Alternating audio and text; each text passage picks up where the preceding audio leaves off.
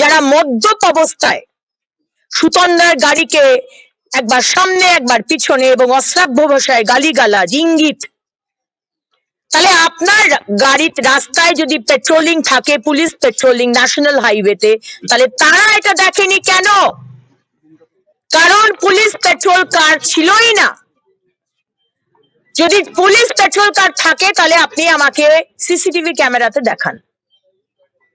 Police petrol কার, police বলছে যদি petrol কার ছিল, যদি রেশারেশি করছিল, যদি ইভটিজিং করছিল, বিরক্ত করছিল, তাহলে পুলিশের পেট্রোল কার তো ছিল, সেখানে দাঁড়িয়ে যায়নি কেন?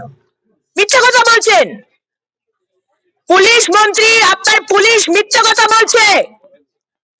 পুলিশ পেট্রোল কার ওখানে ছিল না। আজকে তাহলে আমাদের সুরক্ষাটা কোথায়? রাত্রে আমরা ট্রাভেল করতে পারবো না? নিরাপত্তার প্রশ্ন যে প্রশ্নটা করলো, কেন একজন মেয়ে নিরাপদ নয়? পুলিশের কি অথরিটি আছে ইফটিজিং হয়েছে কিনা জানিয়ে দেবে? পুলিশ বিচারক নয়, তদন্ত করার কথা, সত্যকে উদ্ঘাটিত করার কথা, অভিযুক্তকে ধরার কথা, অভিযোগ লিপিবদ্ধ করার কথা। পুলিশের প্রথম কাজ ছিল মায়ের বয়ান নেওয়া, কেন নেয়নি? এরা যে কে ইফটিজার, কে মন্ত্রীর ছেলা, কে এমএলএ, কে কাউন্সিলর, কে মুখ্যমন্ত্রীর ভাগিদার 25 ভাগের 75-এর।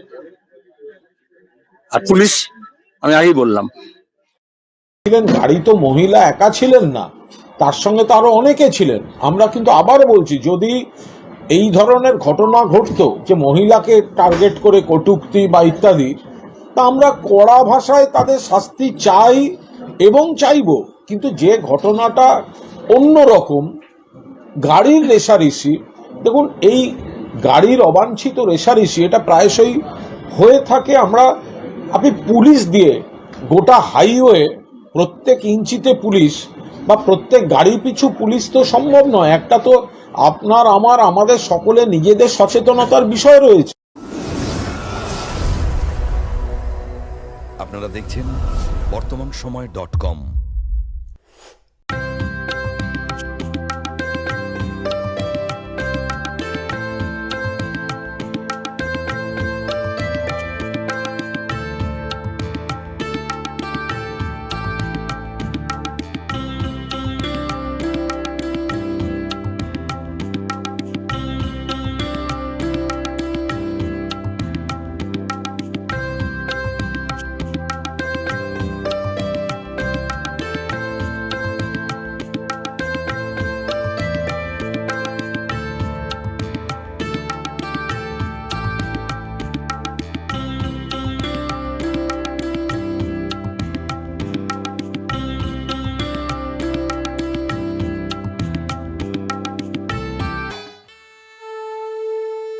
বাসন্তী রং ছুঁয়েছে যখন জীবনের বিশ্বাস, সিঁদুরে সরাজ আঁকে বধূ সাজ, মন তুই ভালোবাস।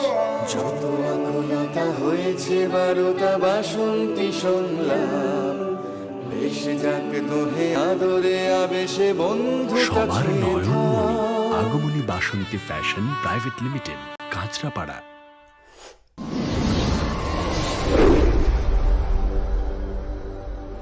You are watching বর্তমানসময়.com।